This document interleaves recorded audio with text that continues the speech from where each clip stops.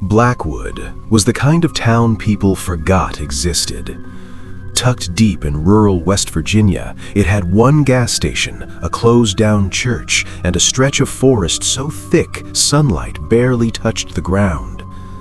At the edge of town, hidden behind rusted fencing, stood an old stone well, sealed since the late 1990s.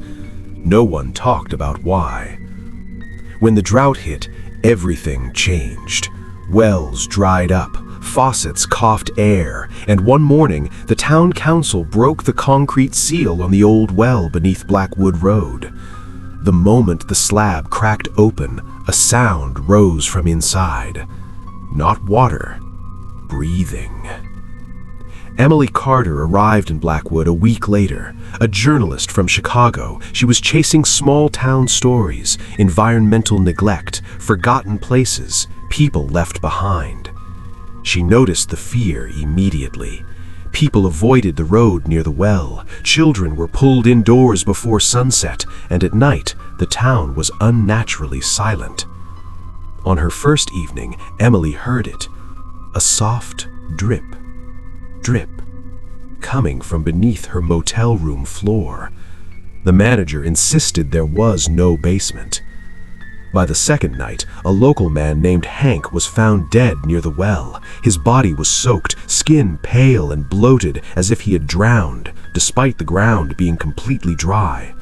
His mouth was filled with black mud. Before he died, Hank called 911. The dispatcher later reported his last words: "She's counting.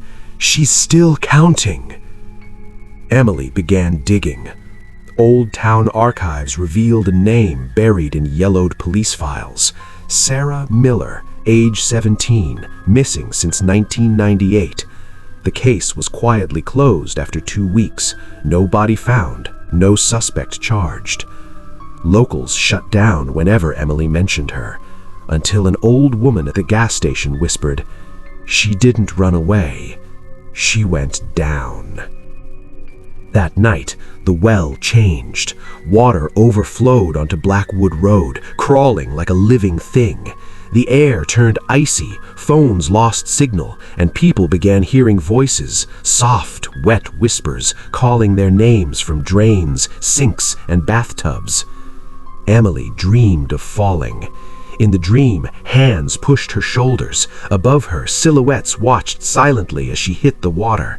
A girl's voice counted slowly in the dark. 1, 2, 3. She woke screaming, her motel room flooded ankle deep. Emily confronted the town council at dawn. Under pressure, the truth spilled out. Sarah had accused the sheriff's son of assault. The town chose reputation over justice. One night, they took her to the well, telling her it was just a scare. They lowered her halfway down. Then they let go. "She screamed for hours," one councilman sobbed. "We sealed the well the next morning." That evening, the power died. Fog rolled through Blackwood like a tide. From the well, a shape began to rise, slowly, painfully. A girl, swollen with water, hair clinging to her face, neck twisted at a wrong angle. Her eyes were open, still counting. The dead didn't scream, they remembered. Sarah moved through the town without walking. Water followed her, leaking from walls, ceilings, mirrors. Those who had watched her die were found drowned in impossible places: cars, closets, empty rooms. Emily tried to leave. The road out of Blackwood led her back to the well. Sarah stood there waiting. "You listened," she whispered, water pouring from her mouth. "So you stay." The next morning, state police arrived after receiving hundreds of emergency calls that cut off mid-scream. They found Blackwood abandoned, cars stalled, doors open, the well overflowing with clear, clean water. Emily Carter was never found. But months later, a viral video surfaced online. A drone shot hovering over Blackwood Road at night, the well breathing softly, and from deep below, 2 voices echoing upward, one counting, one answering.